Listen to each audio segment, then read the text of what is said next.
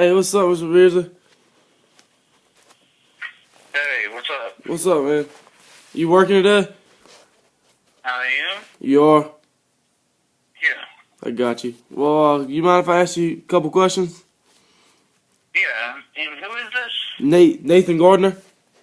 Oh, okay. Nathan Gardner. Okay. I just wanted to make sure I didn't recognize the number and you're talking like you knew who I was. I was wanting to make sure I knew who you were. I got you.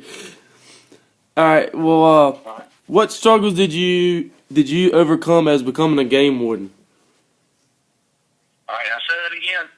What struggles did you overcome as becoming a game warden?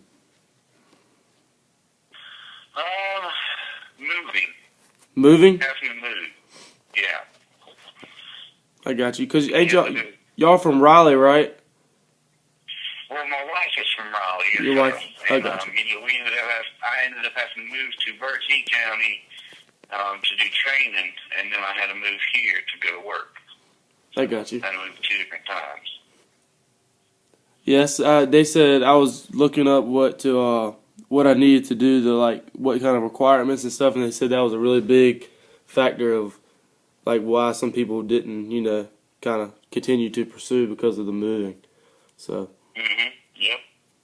all right. Well, what things do you do to keep your love for nature? Like, what do you do to get you up every morning to go and do your job? Well, first of all, the reason I got this job is because I like to hunt and I like to fish. And the great thing about my job is that's what I deal with every day. That's what gets me up every day is I get to go out and get paid to be around hunting and fishing, while others have to actually pay to go out there and do it. You see what I mean? Yeah. So I get to be involved in the sport that I love and get paid to do it. Yeah, can't beat that.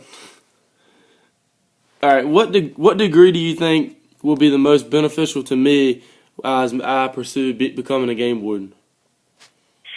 Well, here in North Carolina, we're one of the few wildlife agencies that do not require, as a minimum requirement, a degree. However, a criminal justice degree would benefit you, or a degree in natural sciences, Yeah. would be good, like wildlife management or something like that. Did you do one? Did you pursue a career No, sir. degree? No, sir. I got out of the Army and got right on with the Wildlife Commission, so the Army helped me out. Okay, so yeah, you used the Army. I got you. All right. How did you think about the being so like with I know it's kind of like you can't be biased about it, but I know you don't like giving people tickets, but it's do you give people a lot of tickets? I mean, around here, because I mean we're not big, but I mean, is your job really I guess active? Like I said, Okay, so I mean, what's your question? I guess. do you have a lot of action? I could say, is it really active? Well, actually, this is something a lot of people don't think about, especially people who live here and born and raised here in eastern North Carolina. Is we're blessed with the most amount of activity in the entire state of North Carolina. We have everything from all the waterfowl hunting you want to do, from tundra swans that you can only hunt in 5 states in the entire nation, all the way down to black bear hunting and deer hunting and all the small games, and then you get freshwater fishing here with largemouth bass and white and black crappie, all the way to fish that come in and out of the ocean, such as your striped bass. So I mean, we have more activity here than they do anywhere else in the state. We have more variety of activity.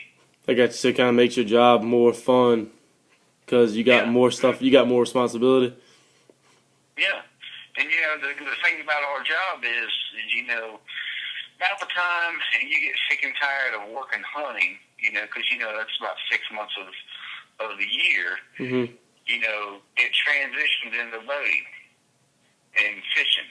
And by the time you get sick and tired of fishing and boating, it's time to get back into hunting. You know, and So it's kind of you like always continuous. have a revolving door. You're not having to do one thing all the time. I got you.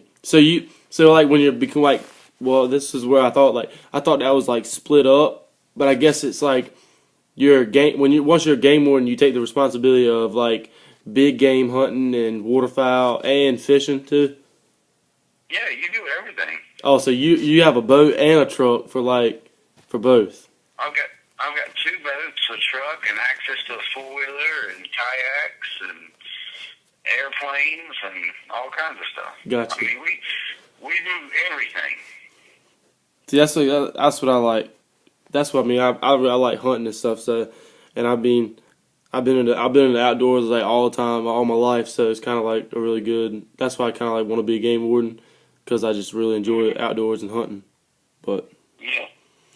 so, or my last question is, what advice can you give me to just give me a boost into my career, and what could I like? Just what kind of advice could you give me in like pursuing being a game warden? Well, you know, there's a lot of things that go into it. I'm actually doing a background investigation right now on a boy who's wanting to come to work. We're actually getting ready to start a school here in March. You know, so the best things that you can do to prepare yourself as a high school student is one, actually graduate and stay out of trouble. You know, because you got to wait until you're at least 20 years old to apply. So you know, you've got. You know, I don't know exactly how old you are. You got either, with about 3 years before you can apply to become a wildlife officer. So you need to make sure you stay out of trouble. You don't get wound up in all the stuff, the stupid stuff that everybody does when they're kids, you know. And then you got to, you know, we took 3,000 applications this year for 20 positions. And I know math isn't my strong suit, but you can tell right there that the odds are pretty skewed. You know, it's not an easy job to get into. So you need to do something, whether that is go to college and get a degree, or go into the military or do something that makes you stand out from the 3,000 people that are applying for the same job that you're trying to get. So, you know, my recommendation to you is one, stay out of trouble. And do as much volunteer work with the community as you can, because that always looks good. And then, you know, pursue a degree of some sort or join the military. That way you've got something that stands out that says, hey, look, this guy is a dedicated individual, you know. Somebody who's gone into the military, you know, they've learned a lot of discipline, and they've been away from their families for a period of time. You know, they've shown that they can, you know, they can go out there and make something of themselves. Where, you know, a man who goes to college does the same thing, but he also gets to come out of there with a degree in something. You know, that maybe it's in wildlife management or criminal justice or something. So you need to do one or the other. You know, stay out of trouble first and foremost. And that's not always the easiest thing to do. You know, stay out of trouble. And either go into and get a degree or join the military. All right, well, I really appreciate it. Yes, sir. All right, Call well. me anytime, Dad. And I apologize about that earlier, but Oh, it's good. Situation I could get away from. It's all right. All right, man. I really appreciate it. Call me back. All right, man. Thank you. All right. Bye. Bye.